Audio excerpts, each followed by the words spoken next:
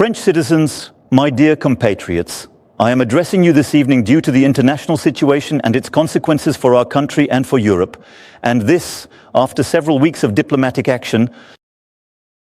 You are indeed, I know, legitimately concerned about the ongoing historical events that are disrupting the world order. The war in Ukraine, which has resulted in nearly 1 million dead and injured, continues with the same intensity. The United States of America, our ally, has changed its position on this war, supporting Ukraine less and leaving uncertainty about the future. At the same time, the same United States of America intends to impose tariffs on products coming from Europe. Finally, the world continues to be increasingly brutal and the terrorist threat does not weaken. Overall, our prosperity and security have become more uncertain. And it must be said, we are entering a new era. The war in Ukraine has now lasted for more than 3 years. From the very first day, we decided to support Ukraine and sanction Russia.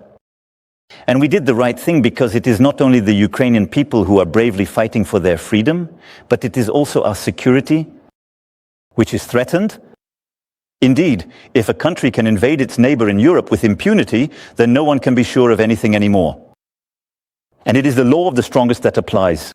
And peace can no longer be guaranteed on our continent. Even history has taught us this. Beyond Ukraine, the Russian threat is there and affects the countries of Europe, affects us. Russia has already turned the Ukrainian conflict into a global conflict. It has mobilized North Korean soldiers on our continent, Iranian equipment, while helping these countries to arm themselves further. Putin's Russia violates our borders to assassinate opponents, manipulates elections in Romania, in Moldova, and organizes cyber attacks against our hospitals. To block their functioning, Russia tries to manipulate our opinions with lies spread on social networks, and ultimately it tests our limits. It does so in the air, at sea, in space, and behind our screens. This aggressiveness seems to know no boundaries. And Russia, at the same time, continues to rearm, spending more than 40% of its budget for this purpose. By 2030, it plans to further increase its army with 300,000 additional soldiers, 3,000 tanks, and 300 more fighter jets. Who can believe in this context that today's Russia will stop at Ukraine? Russia has become, as I speak to you and for the years to come, a threat to France and to Europe. I deeply regret this. And I am convinced that in the long term, peace will be achieved on our continent, with a Russia that has become calm and peaceful again.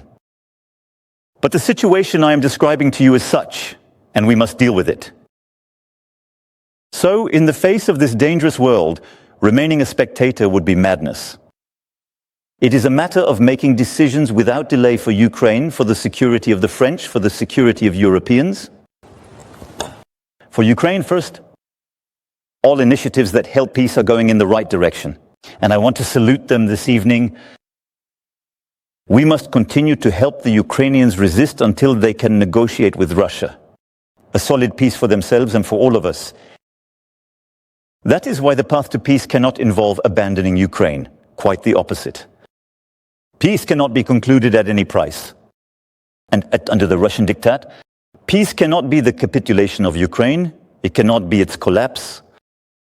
Nor can it result in a ceasefire that would be too fragile. And why?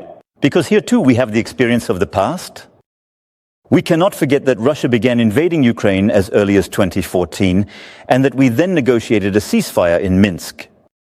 And the same Russia did not respect this ceasefire, and we were not able to maintain the balance due to a lack of solid guarantees. Today we can no longer take Russia at its word. Ukraine has the right to peace and security for itself. And it is in our interest, and it is in the interest of the security of the European continent.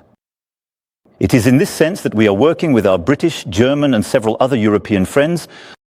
That's why you have seen me in recent weeks bringing several of them together in Paris and going to meet them a few days ago in London to consolidate the commitments that are necessary for Ukraine. Once peace is signed, to ensure that Ukraine is not invaded by Russia again, we need to prepare for it. This will certainly involve long-term support for the Ukrainian army. It may also involve the deployment of European forces. These forces would not go to fight today. They would not go to fight on the front line. Instead, they would be there once peace is signed to ensure its full compliance. Starting next week, we will gather in Paris the chiefs of staff of the countries that wish to take responsibility in this regard. This is thus a plan for a solid, lasting, verifiable peace that we have prepared with the Ukrainians and several other European partners, and which I defended in the United States 15 days ago and throughout Europe. And I want to believe that the United States will remain by our side, but we must be ready. If that is not the case, whether peace in Ukraine is achieved quickly or not, the European states must, given the Russian threat that I have just described to you, be able to better defend themselves and deter any new aggression. Yes, whatever is said, come what may, we need to equip ourselves more. Raise our defense posture, and that for peace, even to deter. In this regard, we remain committed to NATO and our partnership with the United States of America. But we need to do more, strengthen our independence in defense and security. The future of Europe does not have to be decided in Washington or Moscow. And yes, the threat is returning to the East. And the innocence, in a way, of the last 30 years since the fall of the Berlin Wall is now over.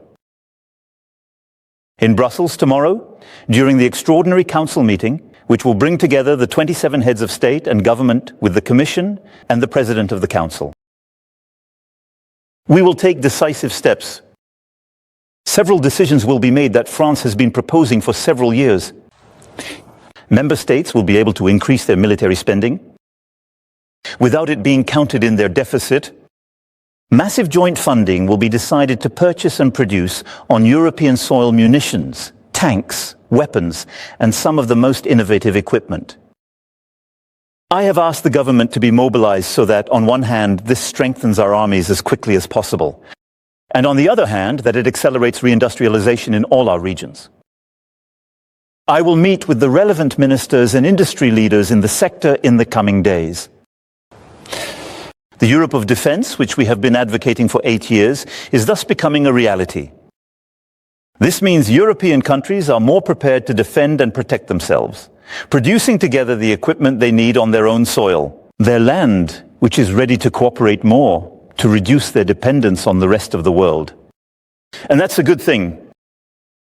Germany, Poland, Denmark, the Baltic states, and many of our partners have announced unprecedented efforts in military spending.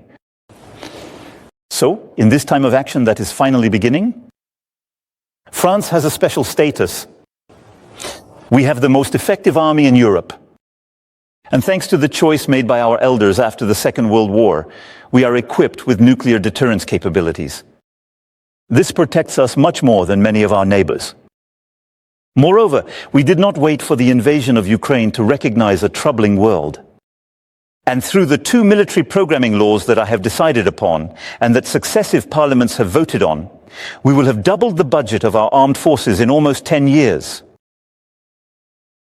But given the evolution of threats, this acceleration that I have just described, we will have to make new budgetary choices and additional investments that have now become essential. I have asked the government to work on this as quickly as possible. These will be new investments that require mobilizing private funding, but also public funding without increasing taxes. For this, reforms, choices, and courage will be needed. Our nuclear deterrent protects us. It is complete sovereign, French from start to finish.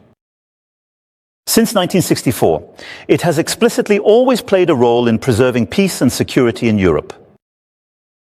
But responding to the historic call of the future German Chancellor, I have decided to open the strategic debate on the protection of our European continent allies by our deterrent. Whatever happens, the decision has always been and will remain in the hands of the President of the Republic, the head of the armed forces. Mastering our destiny, becoming more independent, we must work towards this on a military level, but also on an economic level. Yes, economic, technological, industrial, and financial independence are necessities.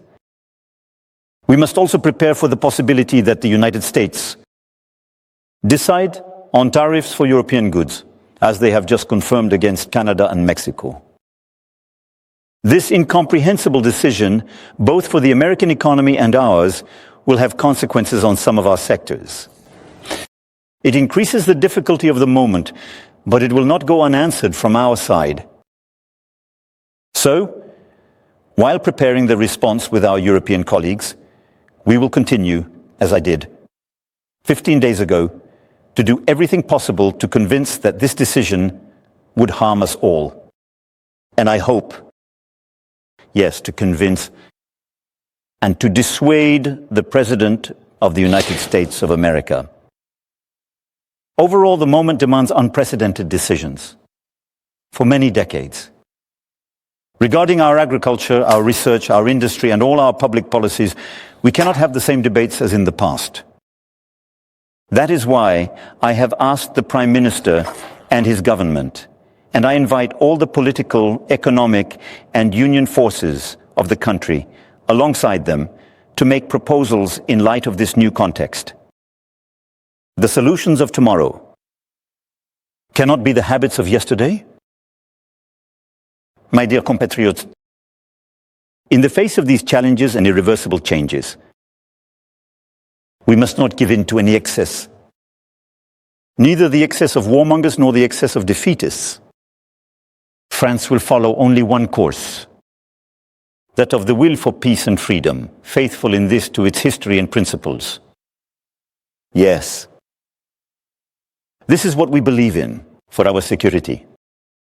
And this is also what we believe in to defend democracy, a certain idea of truth, a certain idea of free inquiry, of respect in our societies, a certain idea of freedom of expression that is not the return of hate speech, ultimately a certain idea of humanism. This is what we stand for and what is at stake. Our Europe has the economic strength, power, and talents to meet the demands of this era. And whether we compare ourselves to the United States of America, or even more so to Russia, we have the means. We must therefore act united as Europeans and determined to protect ourselves. That is why the homeland needs you, your commitment. Political decisions, military equipment, budgets are one thing, but they will never replace the spirit of a nation. Our generation will no longer reap the dividends of peace. It is up to us, so that our children may reap tomorrow the dividends of our commitments. Then we will face it together. Long live the Republic, long live France.